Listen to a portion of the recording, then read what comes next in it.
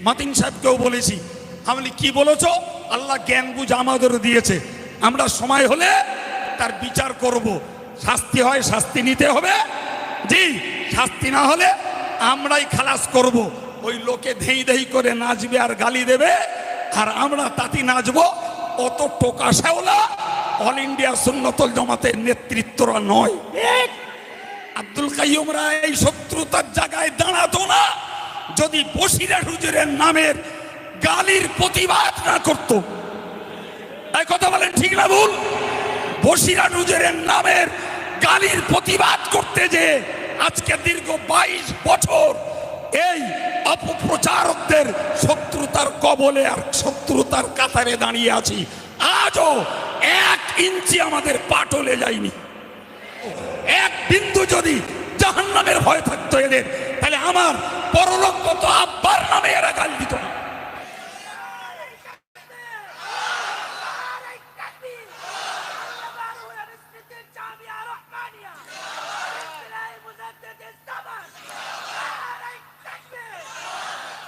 সম্মানিত ভাইরা, আপনাদের মহব্বত, আপনাদের উপস্থিতি আবার একবার দেশবাসীকে স্মরণ করিয়ে দিচ্ছে যে তোরা যতই গালি দিস, যতই ফতোয়ার ফুলঝুরি ছোটাস, আল্লাহ যাদের দিলে জামিয়ার মহব্বত ঢুকিয়ে দিয়েছে, যাদের দিলে অল ইন্ডিয়া সুন্নতুল জামাতের মহব্বত ঢুকিয়ে দিয়েছে, যাদের দিলে আব্দুল কাইয়ুম, আব্দুল মাতিন, রজব আলীদের মহব্বত ঢুকিয়ে দিয়েছে, এদের দিল থেকে এই মহব্বত কেড়ে নেয় তো আল্লাহ নেবে, দুনিয়ার কারোর ক্ষমতা নেই কেড়ে নেওয়ার। ঠিক?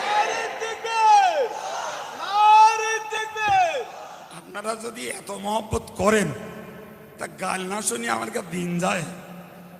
এই একটু বলেন হ্যাঁ না? জি ভাই, রসুল্লাহর অত লড়াই করতে হতো না যদি মদিনাবাসীরা রসুল্লাহকে মহব্বত করে জায়গা না দিত। এই হ্যাঁ না বলেন? জি।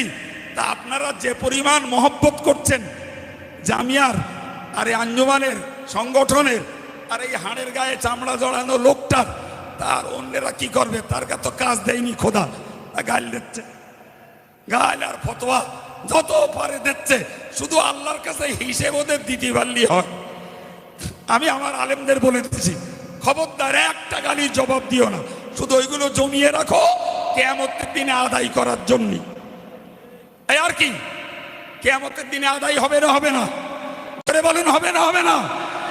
100% প্রত্যেকটা গাল আর মিথ্যা ফতোয়ার কড়াই গুন্ডায় কিয়ামতের দিনে ইনশাআল্লাহ আদায় হয়ে যাবে।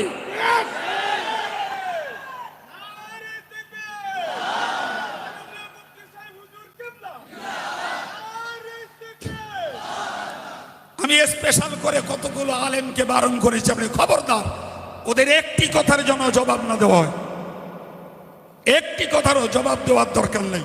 কেউ গাল দিচ্ছে আর শুকরিয়া আল্লাহর দরবারে কি আমি সত্যি কথা বলেছি না মিথ্যা কথা বলেছি? জি, এই জন্য বাংলায় একটা কথা বলে, 1 দরজা খোলা বন্ধ তো 1000 দরজা খোলা। ঠিক কিনা বলেন ভাই?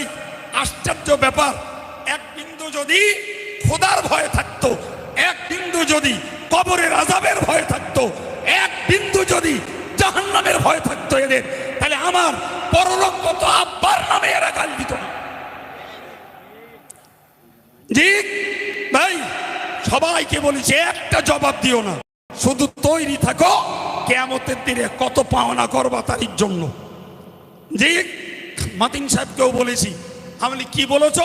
আল্লাহ জ্ঞান বুঝ আমাদের দিয়েছে, আমরা সময় হলে তার বিচার করব। শাস্তি হয় শাস্তি নিতে হবে, জি, শাস্তি না হলে আমরাই খালাস করব। ওই লোকে ধেই ধেই করে নাচবে আর গালি দেবে, আর আমরা তাতি নাচবো। অত টোকা শেওলা অল ইন্ডিয়া সুন্নতুল জামাতের নেতৃত্বরা নয়। যত পারিস, যত পারো বাবা, যত পারো গালি দিয়ে দরবারগুলোকে অপবিত্র করো, আমাদের কি যায় আসে? জি, জবাব দেওয়ার জন্য তৈরি থাকো। জি, জ্যান্তগুলোর কাছে নয় ক্ষমা চাইলে পাবে, কিন্তু যারা পরলোকগত হয়েছে তাদের আলীর ক্ষমা কে করবে তোমায়? এই কথা বলেন জি।